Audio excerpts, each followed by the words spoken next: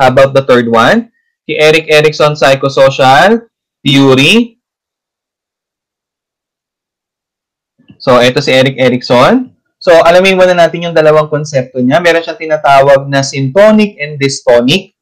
Okay, para hindi kayo malito, tandaan nyo muna yung dystonic from the word dys. Di ba yung prefix na dys, ibig sabihin negative, pangit. Okay, so, pag sinabi namang syntonic, kung negative ang dys, ang syn, positive. Okay, so that is positive disposition. So, halimbawa, trust versus mistrust. Tanda, dito naman kay Erik Erikson, meron dalawang two opposing emotional forces. Yung two opposing na yon, isang syntonic, isang dystonic. Pag sinabing syntonic, positive, katulad ng trust. Pag sinabing dystonic, negative, mistrust. Then, ano pa siya? Meron pa siyang tinatawag na virtue. Ano yung virtue? It is a psychosocial strength which will help us through the rest of the stages of our lives. Okay. Ito yung strength na meron tayo nakuha natin through socialization. Na napapakita din natin through socialization. Okay, then, so sabi nga dito, ni BNS, too much positive thinking leads to overconfidence and too much negative thinking leads to depression. Both overconfidence and depressions are dangerous. So, meaning, sala sa init, sala sa lamig. Ito yung konsepto ni Erik Erikson. Sala sa init, sala sa lamig. Okay, hindi pwedeng sobra ng syntonic at hindi rin pwedeng sobra ng dystonic naman. Okay. So, anong tawag dun sa sobrang positive, sa sobrang syntonic? Ang tawag natin dito is maladaptation. Paano madaling matandaan? Pag sinabing sobra sa positive, ano ba ang sign ng positive? Di ba yung letter T? Di ba? Ngayon, paano masasabi mong sobra sa positive? Eh, di dalawahin mo. Eh, ilan ang letter T ng maladaptation? Dalawa. Okay? So, maladaptation involves too much of the positive and too little of the negative, such a person who trusts too much. Ito yung problema. So, sobrang tiwala niya, akala niya hindi siya lolokohin ng ibang tao. How about malignancy naman? Ito naman yung sobra ng dystonic, sobra sa negative. Eh, ano ang tawag dito sa nag-i-start ang word na negative? Sa letter N. Paano mo sasabing sobra sa negative? Dalawahin mo ang letter N. Ilan ang letter N ng malignancy? Dalawa. Okay. So, it involves too little of the positive and too much of the negative aspects of the task, such as person who can trust others. Okay, then, so pag-aralan natin yung first stage, okay? So, trust versus mistrust. Syntonic is trust, mistrust is dystonic. Anong description? The goal is to develop trust without completely eliminating the capacity for mistrust. So, anong aim? Makadevelop daw ng trust, pero dapat hindi mawawala yung mistrust. Kasi hindi lahat ng tao ay mapagkakatiwalaan. So, anong age range? From birth to 1-year-old, relationship with mother. Okay, so yung theory ni Erik Erikson more on socialization. Kapag ka nasocialize ng isang bata, yung tamang tao, mas madidevelop niya yung syntonic kaysa dun sa dystonic. Pero sabi ko nga kanina, hindi ubrang puro syntonic nang walang dystonic. Kailangan din natin yung dystonic. Okay? So, sino yung tamang person na dapat makasalamuha ni bata? Yung kanyang mother. So, makikita mo sa taas, kapag laging maalaga si nanay, the child will develop trust. Pero kung si bata, hindi naalaga ni nanay, hinahaya umiyak, madidevelop ng bata ang mistrust. Ngayon, paano madidevelop ang trust? If there is a sense of familiarity, consistency, and continuity, feeling that the world is a safe place to be and people are reliable and loving. Pero kung mistrust, nire-reject yung infant, both parents turn away from the infant state to satisfy their own instinct. Pabayaan yung magulang. In that way, madidevelop ng bata ang mistrust at hindi ang trust. Okay, ngayon, anong napapansin nyo dyan sa picture? Okay, so ito ang mangyayari.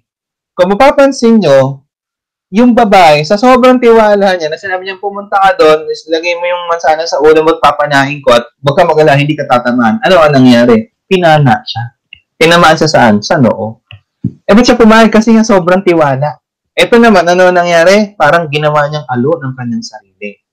At ito naman, kung mapapansin nyo, it means hope. Diba? Kasi biruin mo, isang patay na kahoy, tapos biglang may sumibol. Diba? Okay. So, ang tawag natin doon sa sobrang positive, sa sobrang trust na develop is sensory maladjustment. It is what we call overly trusting that cannot believe anyone would mean them harm. Ayan, sumobra. Pag naman sumobra naman sa negative, tawag natin itong withdrawal. To the point na nagkakaroon ka ng depression, paranoia, and possibly psychosis. Why? Kasi takot na takot kang magtiwala. No, supposedly, hindi ka naman dapat matakot magtiwala. Pwede ka magtiwala, pero huwag mong tatanggalin yung mistrust kasi hindi nga lahat ng tao may pagkakatiwalaan.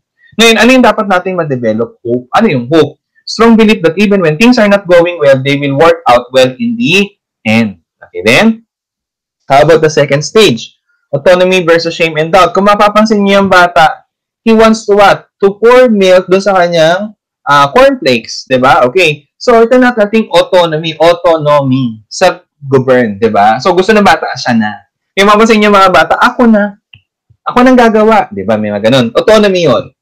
Ngayon, description, the goal is to achieve a degree of autonomy, asserting their will while minimizing shame and doubt.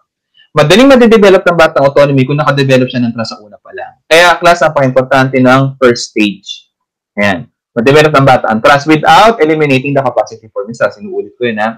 Ngayon, kung ang bata na-develop ang mistrust, anong mangyari sa kanya susunod na takbuhin ang madedevelop niya? Doubt, shame, and doubt, hindi yung autonomy. Kaya dapat sa simula pa lang, panalo na yung bata sa trust.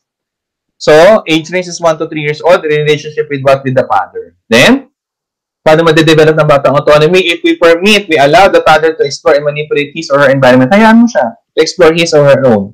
Doon yung mag-govern yung kanyang sarili. Pero, madedevelop ng batang shame and doubt if we calm down hard on any attempt to explore and be independent. Gusto ng bata mag-isa, gusto ng bata mag-explore. Hindi pwede. Dito ka lang. Baka makagat ka ng hype, ganyan-ganyan. Doon madedevelop ng bata yung shame and doubt. Tandaan nyo, may mistrust na siya sa simula pa lamang. The child will soon give up with the belief that he or she cannot and should not act on his or her own. So, nagkakaroon ngayon siya ng doubt sa sarili niya na hindi ko nga siguro kaya. Okay? So, ito ang mangyayari. Ayan, mapapansin nyo, yung lalaki, na sobrang tiwala sa sarili, ano nangyari? Tumalon. Hindi natin alam kung malalaglag siya. Ito naman, napaka-doubtful. Pero ano dapat natin ma-develop dito? Tingnan natin. Dapat to parang Wonder Woman. Okay, ito yan. Yung sobrang positive, madidevelop mo yung impassiveness. Ano yung impassiveness? Nagkakaroon ka ng sort of shameless willfulness that leads you to jump into things without proper consideration of your abilities. Ang tingin mo sa sarili mo, kaya mo ang lahat. Kasi nga, sinobra ka naman. Sige, gawin mo. Pumapalpa ka na, hindi ka pa ba sinasaway? Dapat sasawayin ka din. Ano naman nangyari pagka sobrang shame and doubt? Compulsiveness ka naman. Enter being rights on everything they do and so everything must be done perfectly. Diba? So, anong ginagawa nilang, most yung ginagawa dito sa compulsiveness is what? Wala na akong gagawin. Bakit? Kasi pag ginawa ko kailangan daw perfect, ba't pa ako gagawa? Kung mali naman pala. Diba? Kasi una, wala ka ng confidence sa sarili mo So, ano ngayon yung dapat ma-develop na virtue dito? The willpower or determination or what we call can-do motto, na kaya ko to. Sabi nga ng mga Korean nagala, aja-aja. Then, stage number 3, initiative versus guilt. The goal is to learn initiative. Pag sinabi natin initiative is what? To act on your own. Even parents do not approve. Bakit natin ito nagagawa kung una na-develop natin ng trust at the same time, nagkaroon tayo ng autonomy? Magkakadevelop talaga tayo ng initiative. Pero kung nagka-develop ka ng mistrust, nagkaroon ka ng shame and doubt, eto ka, bagsak ka sa guilt. Okay. So, age range is from 3 to 6 years old in the relationship with what? With family. So, pag may ginagawa yung bata, initiate niya, hayaan natin. Pero dapat nandun ka pa rin para isusubaybayan natin sila. Then, we'll develop initiative if we allow the children freedom to explore and master new tasks. Hayaan mo siya. Matuto siya. Ano kung masaktan? Ando ka naman Dapat tayo mo, hindi yung pababayaan mo. Diba? Then, we'll develop guilt if we curtail freedom. Paano sabihin ng curtail freedom? Parang kinurtinahan mo yung bintana. Sinaraduhan mo yung kalayaan ng bata na makagawa siya ng mga bagay. Tapos ipinararamdam mo sa kanya, yung ginagawa mo, wala yan. Walang kwenta yung ginagawa mo. So the children become passive and feel guilty about doing things on their own. Okay, then? So anong mangyayari? Eto, ayan. So pag sobrang positive ng tawag dito ng initiative, magkakaroon tayo ng ruthlessness. Again, pag sinabing initiative, yung sinimulan mo, di ba? Gusto mong gawin. Okay. So, ito ang mangyayari, dahil sinimulan mo, wala kang pakialam kung meron kang masaktan. Ang importante, magawa mo yung gusto mong gawin. Okay. Kasi sumobra ng initiative. Then, how about inhibition? Pag sinabi natin inhibition, from the word inhibit, afraid to start and take a lead on a project. If it fails, they will be blamed. Ayan. Kaya mostly, nagkaroon nga ng compulsiveness. Ba't pa ako kikilos? Pagka nagkaroon ng problema, pumalpak, sisisihin din ako. Kaya dapat ma-develop natin dito yung virtue, courage. Okay, so yung courage is the capacity for action despite a clear understanding of your limitations and past failing. So kahit sabihin natin hindi kaya, i-go natin without, pero dapat with thinking pa rin na hindi tayo dapat nakakapanakit ng kapwa natin. Okay, then, about stage number 4, industry versus inferiority. Pag sinabi natin industry, the goal is to develop a capacity for industry while avoiding an excessive sense of inferiority. So, kapag sinimulan mo, dapat tapusin. Diba? Industrious, masipag dapat. Then, inferiority naman, yun yung doubt mo sa sarili mo na, hindi ko kayang gawin. Okay? Age range is from 6 to 12 years old. in the relationship with neighbors and schools. Okay, we will develop industry if, for example, in everything that we do, okay, because of the initiative, nagawa mo, kasi masipag ka talaga, binigyan ka ng rewards, pinaraise ka using words of encouragement. Then, we will develop in priority if yung ginagawa natin, ini-ignore, na to the point na sabihin na, walang kwenta ginagawa mo. Ano pa, nire-rev up, and as well as what? Dinederide yung children's effort. Ito ba? Ito ba ginawa mo? Pinaghirapan mo maghapon? Kipangit-pangit? Kidumi-dumi? Hindi ka naglinis? Yan. Then, so ganito yung mangyayari ngayon pagka nasobrahan tayo ng industry at nasobrahan din tayo ng inferiority. Una, magkakaroon tayo ng narrow virtuosity sa sobrang industry. So, anong mangyayari dito? Children who were not allowed to be children. Na para bang, siyempre, pagka children, meron pa rin, nandiyan pa rin yung room for improvement, room for failure. Ang nangyari, hindi ka pwedeng magkamali. Parang malaki to, ang nangyari ngayon, yung bata, hindi bata. Nagiging matanda na. Then, ano naman yung inertia? Suffer from inferiority complexes. Hindi ka na gumagala. Bakit? Inferiority. Hindi ko kaya yan. Wala akong gagawin. Bakit? Hindi ko kaya. Okay? So, ano dapat natin ma-develop dito? Competency. What do you mean competency? The ability to do something specially measured against a standard. Okay? So, tinataas natin yung standard ng ating ginagawa. Then, how about number 5? Identity versus role confusion. So, kitang-kita nyo naman si Miss Catriona Gray. Okay? So, kitang-kita pa lang sa kanyang national costume. Kitang-kita na yung identity ng kanyang pagiging Pilipino. Samantalang yung nasa baba, ay hindi niya alam kung sino ba siya dito. So, the description is to seek independence from parents, achieve physical maturity, and are concerned about what kind of persons they are becoming. Okay. Kung kay Sigmund Freud, ang pinaka-importante ay ang phallic stage kasi nandun ang identity. Kay Erik Erikson, nasaan ang pinaka-importanting stage? Nasa stage number 5, identity versus role confusion. Kasi ang identity causes a lifetime. Okay, tandaan niyo yan kasi matatanong yan sa red. Kadalasan sa natin na de-develop ang adolescence, anong stages of development sa adolescent period? Ang adolescent ay adolescent, walang middle, walang early, walang late adolescent. Adolescent lang. Tandaan nyo din yan kasi may tanong din sa net nung exam. So, age range is from 12 to 20 years old in the relationship with what? With the peer group. Okay, how are we going to develop identity? If we're going to try many neurons, remember, identity foreclosure, moratorium, and then identity achiever. The identity develops if they experience continuity in their perception of self. Kung tinaray niya tapos tuloy-tuloy, yun ang magiging identity ng bata. Then, we'll develop role confusion if he or she experiences role confusion or a negative identity. Yung para bang hindi ko alam kung sino na ba talaga ako o sino ako magiging. Okay, then, katulad nito, ano mangyari pagka nasobrahan tayo ng identity at pag nasobrahan tayo ng role confusion? Kung napapansin nyo, itong mukhang si Superman na to, isa itong Pilipino na masyado siyang na-focus sa kanyang idol na si Superman. Kaya na nangyari, kada taon ay pinapa-opera niya ang kanyang mukha o yung parte ng kanyang katawan para mamukhang si Superman. Okay? So, pagka sobrang positive sa identity, ano ang mangyayari? Magkakaroon ka ng fanaticism. Ano yung fanaticism? A person so involved in a particular role in a particular society that there is no room left for tolerance. Ayan. So, involved ka na sa particular role mo. Katulad na nangyari dito na parang niya, siya si Superman, up to the point na nagpapa-opera na siya, na laging gusto niya si Superman, mukha siya si Superman. Ano naman yung sobrang role confusion? Nagkaroon ka ng repudiation. So, sa repudiation, you reject their membership in the world of adults and reject their need for identity. So, wala ka ng identity, ayaw mo sumama sa ibang mga tao, so ano gusto mo? Mag-isa na lang. Ngayon, anong kailangan natin ma-develop dito? The fidelity. When we say fidelity, the loyalty. The ability to live by society standards despite their imperfections, incompetencies, and inconsistencies. Sabi nga, you are who you are, okay? Kumbaga sabi ng iba, don't mind what other people says about you, and ikaw to diba? Maging happy ka kung sino ka. Maging loyal ka doon sa identity na meron ka.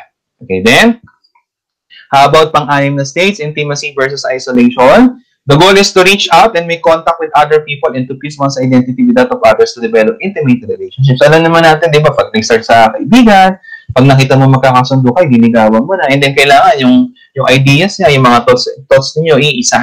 Di ba? Okay, so age from 20 to 40 years old in a relationship with what? The partners in friendship and sex competition. Okay, then, so we'll develop intimacy if there's ability to share with and care for others. Yung willing ka na kumbaga hindi na sarili mo yung iintindihin mo, ibang tao din yung special someone mo. Then sa isolation naman, failure to establish a close and intimate relationship. So because of that, anong gusto mo? Isolate, katulad nga nito.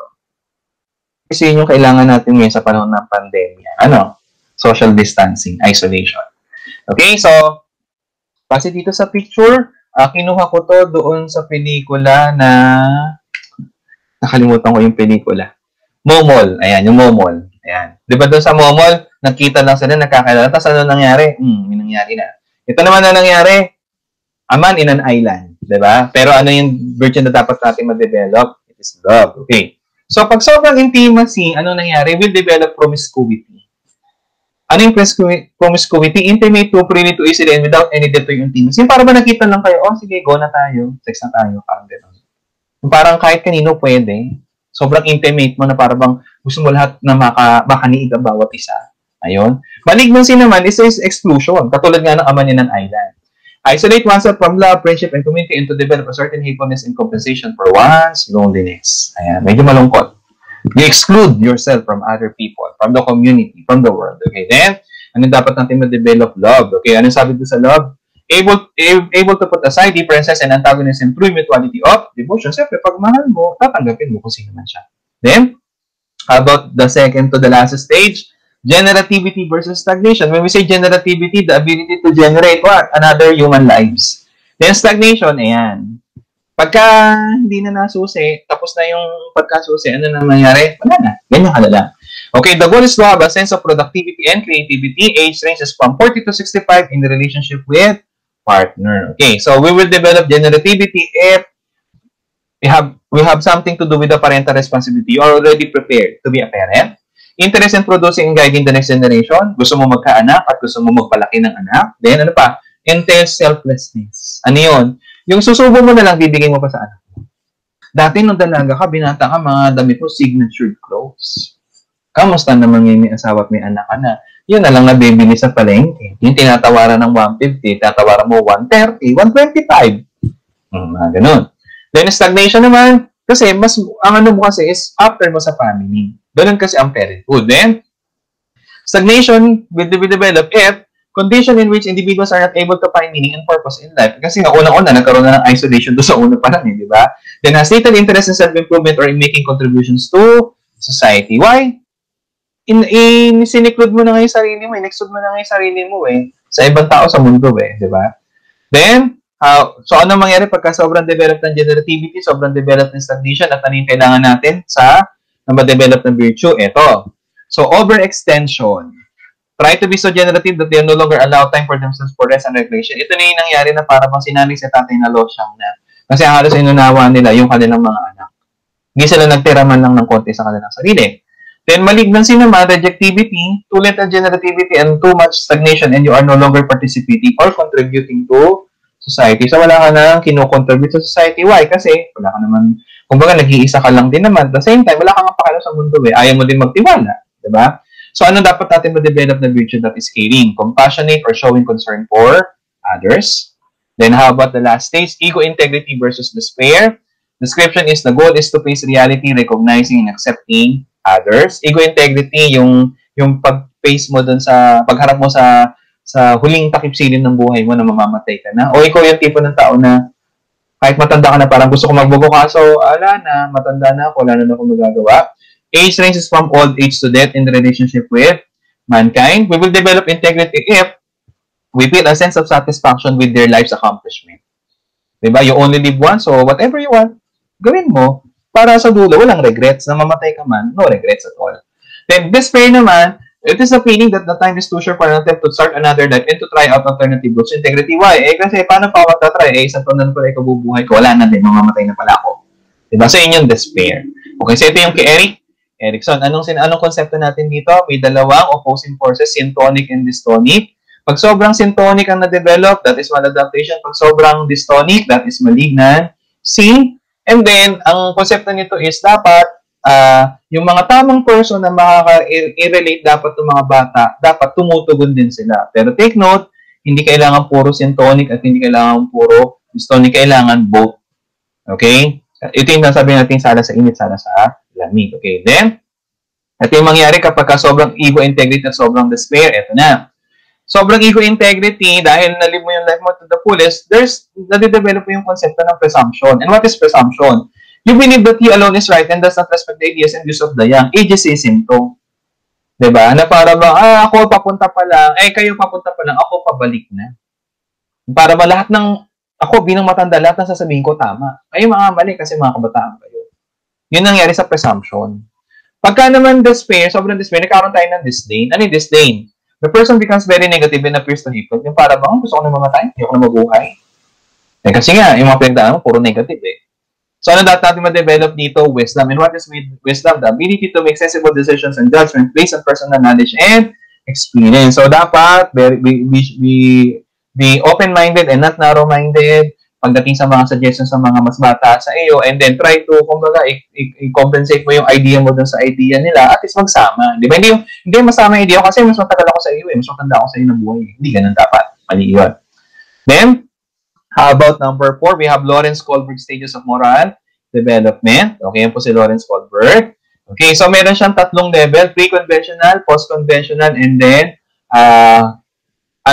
pre-conventional, conventional, and then post-conventional. So, under sa pre-conventional level, moral reasoning is based on the consequence or result of the act, not on whether the act itself is good or bad. So, hindi alam ng batang kanyang ginagawa ay tama o mali. Pag siya ay pinalo, doon lang niya malalaman tama. Pag naman siya ay hindi napalo, okay yung kanyang ginawa. Okay? Stage 1 is from 2 to 4 years old. So, isa sa stage ng pre-conventional level is the punishment obedience. Tandaan natin moral reasoning is based on the consequence or result of the act, not on whether the act itself is good or bad. So, gagawin niya yun kasi hindi siya napalo. Hindi niya gagawin kasi napalo siya. Yung tatawag natin punishment obedience. So, one is motivated by fear of punishment, not to do that. Then, he will act in order to avoid punishment. Hindi niya gagawin yun. Ngayon, kung hindi siya napalo nung ginawa niya, gagawin niya yun. Kaya dito, halimbawa, nagbura yung bata. Paluin mo, bakit? Kasi, pag hindi mo siya pinalo, anong thinking ng bata? Tama ang kanyang ginawa. Pag laki nun, anong mangyari? Nagbumura yun. Then, how about the second level? 5 to 9 years old, mutual benefit. Mutual benefit, pare-parehas tayong nagkaroon ng benepisyo. Nakinabang ako, nakinabang ka. One is motivated to act by the benefit that one may obtain later. You scratch your back, I'll scratch yours. So, for example, halimbawa, si mami, iniwan si baby, kila lola. O anak, magpakabait ka kasi may pupuntahan si mami. Pag nagpakabait ka, ibibili kita ng ice cream. So, dahil nagpakabait si bata, ano nangyari? Nagkaroon siya ng reward. Anong reward niya? May ice cream siya. Ngayon, kung hindi siya nagpakabait, huwag mong bigyan ng ice cream. Why? Kasi eto na naman tayo. Kapag bibigyan mo siya ng ice cream, tapos nagpasaway pa siya, ano akala niya? Tama yung ginawa niya kasi nabigyan mo pa reward eh. Di ba? Then, how about the second level? 9 to 20 years old. Conventional level. Moral reasoning is based on the conventions or norms of society. When we say norms, standard. Okay? This may include approval of others, law, and order. Ano sinasabi ng ibang tao at ano sinasabi ng batas. So, punta tayo sa stage number 3, social approval. Ito yung good boy, good girl orientation, their appearance to other people, and what will people will think and what will people will think and say. Okay, so for example, halimbawa, merong isang lola, hirap na hirap dun sa kanyang bag, tinulungan mo, tapos sabi ni lola, anak ko, iho, maraming salamat sa pagtulong mo, ganyan dapat talaga ang mga kabataan. So, hindi mo naman talaga alam na tama eh. Kaya mo nalang alam na tama pala ginawa mo kasi in-approve. Pero halimbawa, hindi mo tinulungan, tapos sabi mo, naku, yung bata na yan, tingin mo nga, may nakasaluhan ng matanda, hindi mo tinulungan. Ayan, disapprove yung ginawa mo. Saan nanggagaling yung basis kung tama o mali? Doon sa approval of others. Yun yung norms ng society. And as well, yung law and order. So, dito tayo sa number 4. One is motivated to act in order to uphold law and order. The person will follow the law because it is the law. For example, nag-create tayo ng batas na pwede tayong magdala ng mga weapon for self-defense. Katulad ni si father, may dalang barel. Si dalawang bata, may dala din 45. Yung namang nagtatraffic may dalang espada. Yung magpabdala ata sa pet shop, sa pet center o sa veterinary clinic, may dala ding barel. At yung si tatay mo ay papasok sila pero may dala rin baril. Sumusunod lang tayo because that is the law. So dito, since this is the law, hindi pa na, kumbaga, dahil tayo ay masyado pang, kumbaga yung pag-iisip natin, kasi 9 to 20 pa lang to Hindi pa ganun kalalim, ano nangyari? We just only obey the law kasi that is the law daw. Kumbaga, we never try to analyze whether the law being implemented or the law being approved or being signed by the president is totally correct or totally not. Diba? Or incorrect. So, you will just only follow the law kasi that is the law. Kaya, kasi nyo kung napanood yung The Purge, yung Purge Day sa Amerika, almost, di ba? Almost all Americans, ginagawa nila yun. Kasi that is legalized. Pero sa atin, that is wrong. Diba? Pero sa isang batang 9 to 20, pwede daw gawin natin. Kasi that is the law. Eh, syempre, pag sumusunod ka sa batas, masunurin ka, di ba? Kung hindi ka susunod, doon ka magpapasaway. Ngayon, pagka after age 20, hanggang sa ating pagtanda, doon na tayo ngayon na-develop yung post-conventional level. Mas nagiging matured tayo pagdating sa morality natin. We just not only obey the law kasi it is the law, but rather we try to analyze the reasons or the concept behind that law, whether that is really good or that is not. So that is, or whether that is really not. Okay, so sabi dito, moral reasoning is based on enduring or consistent principles. It is not just recognizing the law, but the principles behind the law. And if ever yung law ay mali, baguhin natin. Okay. For example, sa stage number 5, social contract, laws that are wrong can be changed. One will act based on social justice and the common good. Yun nga lang, ano pinakaiba ng social contract doon sa stage number 6, you just only apply it to yourself. You're not willing to tell the whole world na, ay, mali itong law na ito, kailangan natin baguhin. Hindi ka magka-campaign. You just only apply it to yourself. So, for example, halimbawa in America, diba alam naman natin, legal talaga doon yung discrimination, diba? Yung mga puti at saka mga itim. Kaya nga isa lang yung black president nila, si Barack Obama. The rest, puro mga white president na, diba? Okay, so, may mga bagay na kailangan baguhin. Ngayon, pag binabago, ina-apply mo lang sa sarili. Sarili mo lang yun. So, halimbawa, nakipagkaibigan ka sa isang itim, maganda yun. Pero, kung papakilala mo yung itim na kaibigan mo doon sa isang kaibigan mong babae na puti, at tapos hindi siya nakipagkamay, supposedly, dapat pupuntahan mo si babae, sabi mo, bakit ganun? Nilikha din siya ng Diyos. Eh, pagka nasa social contract tayo, hindi ganun. Nakita mo na mali yung law, in-apply mo sa sarili mo, kaya nakikipagkamay kang doon sa mga blacks. Pero yung pagkaibigan mo na hindi nakipagkamay, wala na akong pakialam sa iyo. Sa akin ko lang in-apply, that's social contract. Ngayon, pagka stage number 6, ito na yung mas malalim na social contract. Ang tawag natin dito is Universal Ethical Principle Orientation. It is the development of one's conscience. Okay. So sabi dito sa development of one's conscience, having a set of standards that drives one to possess moral responsibility to make societal changes, regardless of what? Sabi dito, regardless of, sandali lang po regardless of consequence to oneself. So, yun ang sinasabi dito. Okay. Na kung saan, mapapansin natin, sa India ay meron silang caste system. Diba sa India, sa caste system ng India ay, tawag dito, diba, bawal tulungan yung mga pariyas. Diba? Yung mga pulube. Law yun Law yun sa India. Pero dito, anong ginawa ni Mother Teresa? Yun ang nilingap niya. At kaya naging universal. Why? Kasi hindi siya katulad ng social contract na in-apply lang niya sa sarili niya. Dito, anong ginawa niya dito? Ang ginawa niya is, nakita ng buong mundo ang kanyang ginawa. Nalaman ng buong mundo. And that's what we call Universal Ethical Principle Orientation. So, sana naintindihan niyo yung pinagkaiba ng social contract at saka ng Universal Ethical Principle Orientation. Okay, then,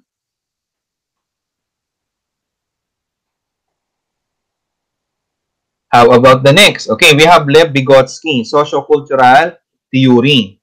Okay. So, dito kay Lev Vygotsky, ang konsepto niya ay tatlo. May kinalaman ito sa theory ng cognitive development. Yun nga lang, hindi stages ang kanyang pinropose. Ang kanyang theory pinropose ay may tatlong factors na may kinalaman sa development ng cognitive natin. Nandun yung socialization, culture, and as well the language. Okay. So, una nating konsepto is yung scaffolding. Ayan. Makikita natin yung scaffolding pagka nagtatayo ng building, di ba? So, malaking bagay ang scaffolding kasi through scaffolding, nakakaya na ng tao na magtayo ng matataas na building. Di ba? So, pag sinabing scaffolding, sabi dito, the key theme of Vygotsky's theory is that social interaction plays a very important role in cognitive development. Unang key is what? Socialization. We learn through socialization. Second one, scaffolding is Vygotsky's term for the appropriate assistance given by the teacher to assist the learner accomplish a task. Kung tutulong ka, tulungan mo, pero wag mong gawin lahat. Yun ang problema ngayon pagka sa mga nanay na nagmo-model ng mga modules sa mga anak-anak nila. Kadalasan sino sumasagot? Nanay na. Eh, natulungan ni nanay ang bata, pero ang tanong, appropriate assistance ba yun? Hindi. Okay? Kung sinabing scaffolding, appropriate lang. Tama lang. Hindi ikaw ang gagawa ng lahat. Then, sa pagbibigay ng scaffolding, dapat scaffold and fade away technique. Ano yung scaffold and fade away technique? As the learners become more proficient, able to complete tasks on their own that they could not initially do without assistance, the guidance can be withdrawn. So sa una, gagabayan mo yan. Pero pag nakikita mo ng kaya na niya, bitaw ka na, hayaan mo na siya. That's what we call scaffold and fade away technique. So una, tuturuan kita, pero sa dulo, dapat ikaw na. Hindi yung tinuruan kita, bukas makalawa, hanggang sa matanda ka na, tinuturuan pa rin kita. Hindi obra yun. Hindi appropriate assistance sa binibigay mo doon. Okay? Then, ano yung pinakaiba ng theory ni Vygotsky at saka ni Piaget? Okay, kasi nakita sila eh. Kaya lang talaga mas matanda na sa Jean Piaget nung na-meet niya si Vygotsky. Okay, so si Piaget kasi more individual in focus. Nakita naman natin, di ba, dun sa wala sensory motor, pre-operational, concrete, and formal operational, wala talaga sinasabing socialization doon. Ng cognitive development ay natututunan natin on our own. Pero kay Vygotsky, ano sinasabi niya sa simula pa lamang? We learn through socialization.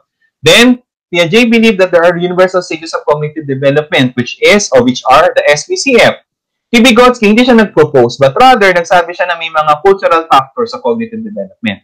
And then si Piaget, wala siyang pinropose na about language, but in Vygotsky, sinabi niya na importante ang role ng language sa cognitive development. Katulad ngayon, ano ang way ko para turuan ko kayo, para i-review ko kayo sa net? Yung language sa pinipili ko.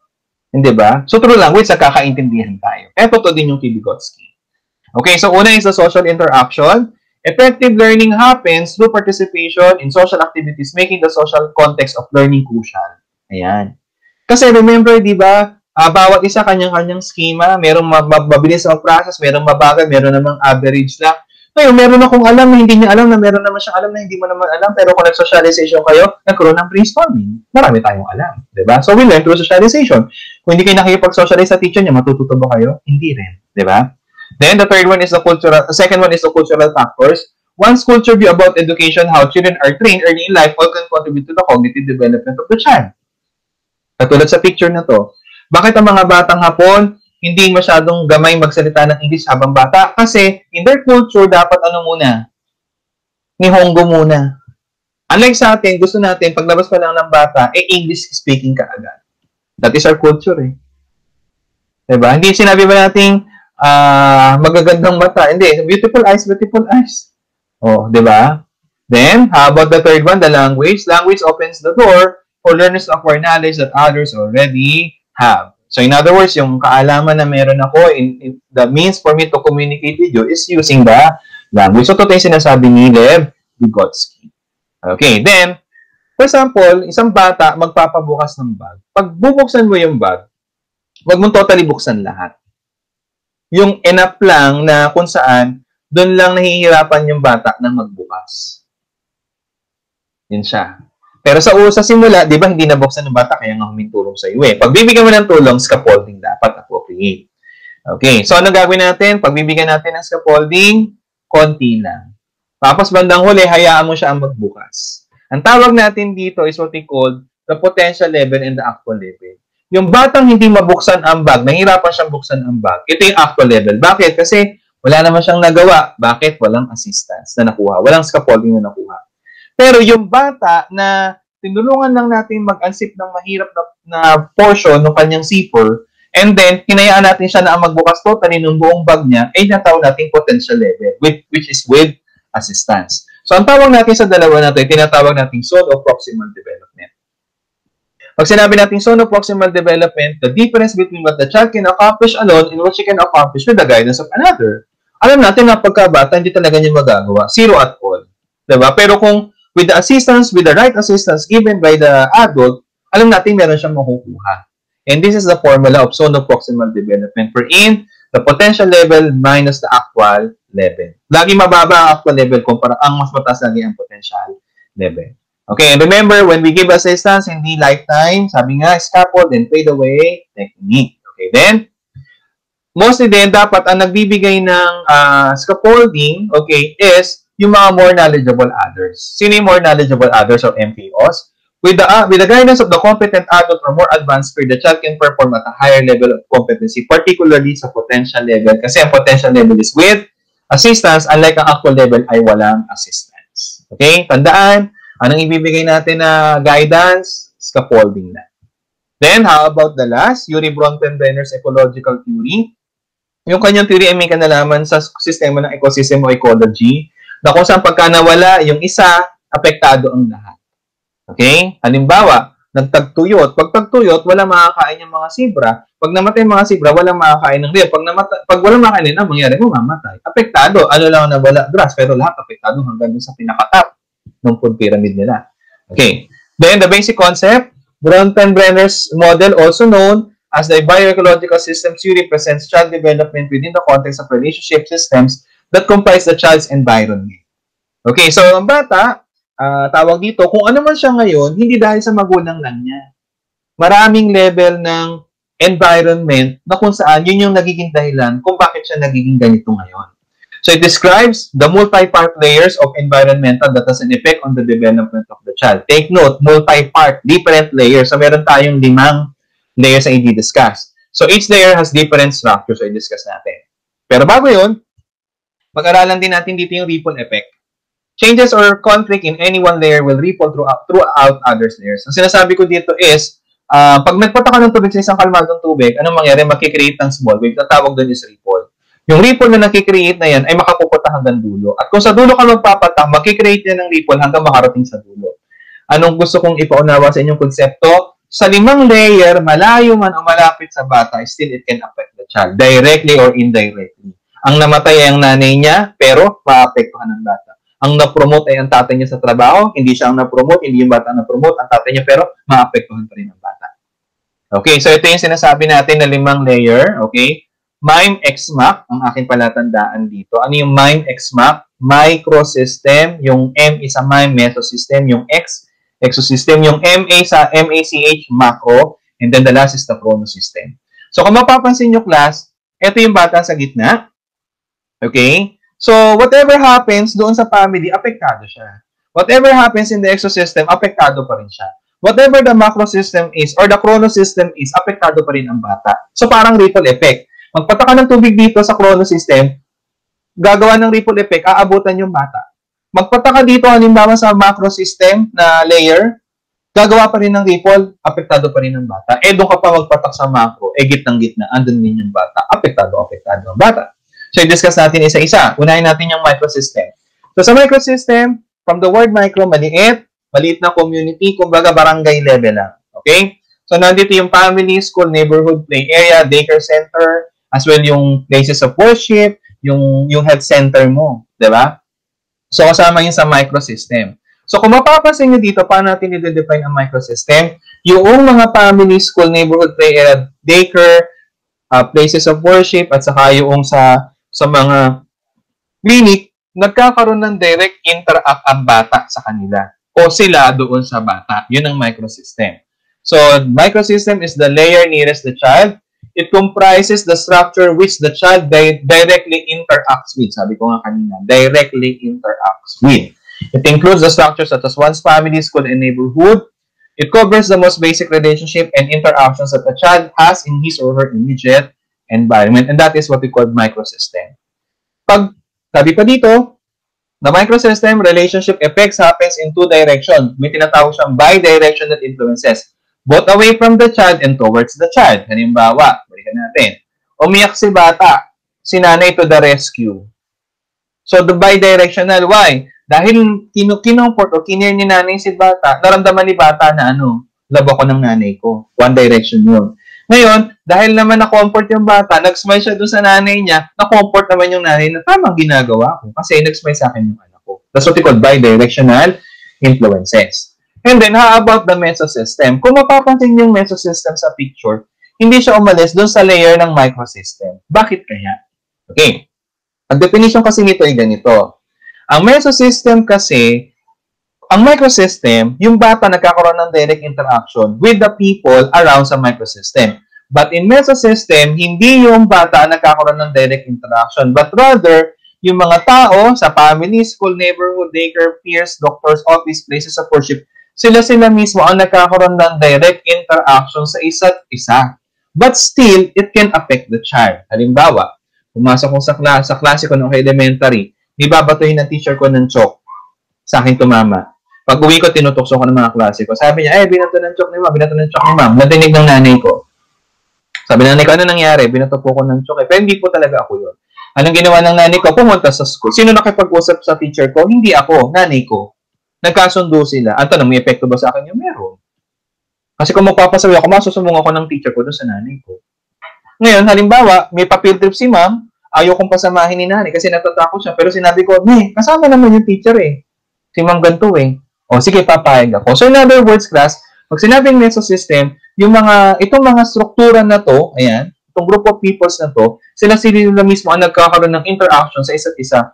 Even though sila nagkakaroon ng interaction sa isa't isa, still it can affect the child. Okay, then, so sabi sa mesosystem definition, it serves as the connection between the structures of the child's microsystem. Tandaan yun, ha? Then include the link or interaction between the parents and teachers or the parent and health services or the community and the church. Okay, how about the third one?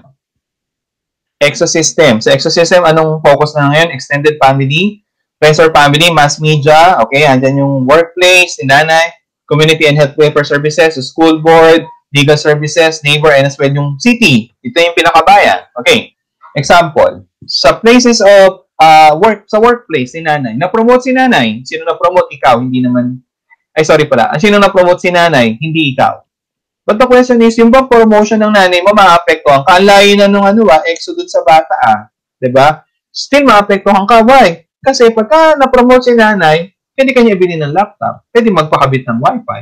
Pwede kanyang ipasok sa private school. Hindi ba? So, ang layo na pero naapektuhan ka pa rin. Parang ripple effect.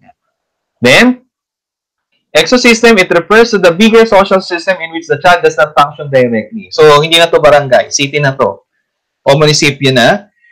It includes the city government, the workplace, and the mass media. It includes the circumstances of the parents' work like the locations or schedule and even in promotion. For example, sa city ng Makati, nagkaroon ng proyekto ang mayor na kung saan lahat ng mag-aaral mula kinder hanggang elementary o high school libre.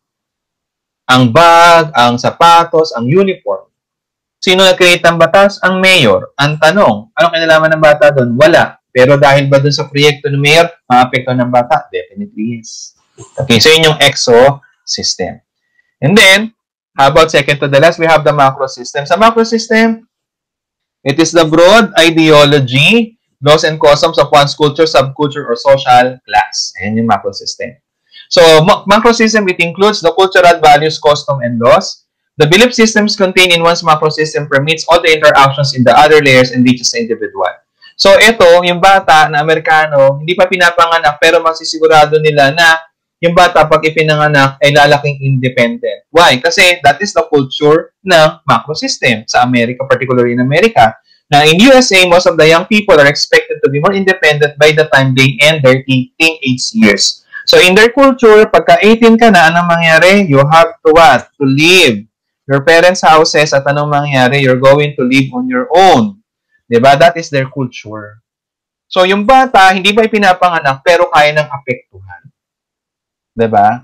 O isang Pilipinong bata na, kumbaga, na tawag dito, pinitisyon ng magulang, napunta na ng Amerika, kahit sabihin Pilipino siya, pero pagdating doon, yung kultura, maapektuhan na siya doon. Diba? Okay, for example din sa China, sa kultura ng mga Chinese, mas importante anak ng lalaki kumpara sa babae.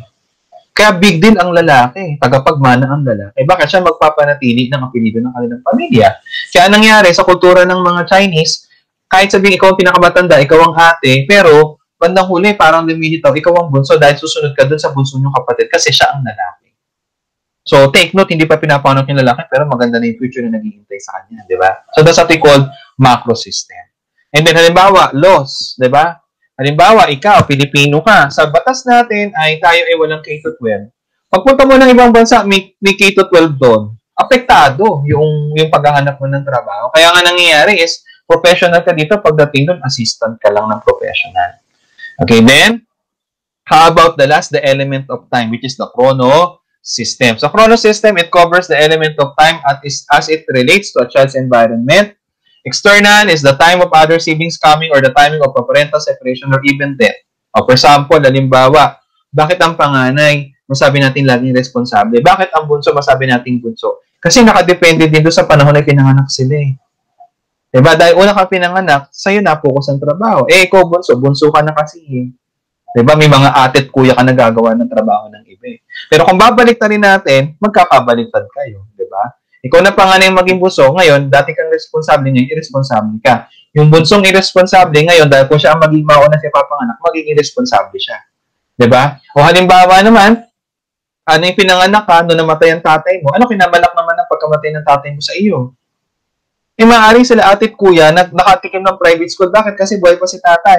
E, nung pinanganak ka, namatay si tatay, kaya nangyari, public ka na lang. Take note, ang layo na nung panahon, di ba? Pero apektado ka pa rin. Internal naman, bodily changes that occur within the developing child, like the timing of menstrual onset for girls.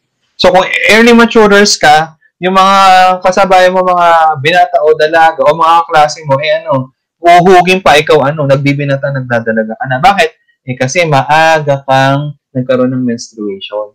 Depende pa rin sa period. Element pa rin ng time. O, katulad ngayon, ano ang lamang ng mga magiging graduates ng K-12 kumpara sa ating graduates ng wala pang K-12? Meron silang technical vocational skills. Eh bakit sila meron? Bakit tayo wala? Element of time. Panahon natin hindi pa tinataas ang educational educational quality natin o system natin. Kaya nga wala tayong grade 11 and grade 12. Pero nung panahon nila, nung sa Pinoy Presidente, nagkaroon ng grade 11 and grade 12. Diba? Element of time pa rin yun. So dito, class, sinasabi lang natin na ano, na sa theory ni Urie Bronfenbrenner, ang isang tao, hindi mo po pwedeng sasabihin na kaya siya ganyan kasi yung kanyang microsystem, hindi. Even the chronosystem, the element of time, affects the child. Even the macro, the exo, the meso, it affects the child. The totality of the child. So, marami tayong titinang aspeto, hindi lamang isa. So, dito po nagtatapos ang ating pag-review sa child and adolescent development. Okay po, maraming salamat po sa inyo.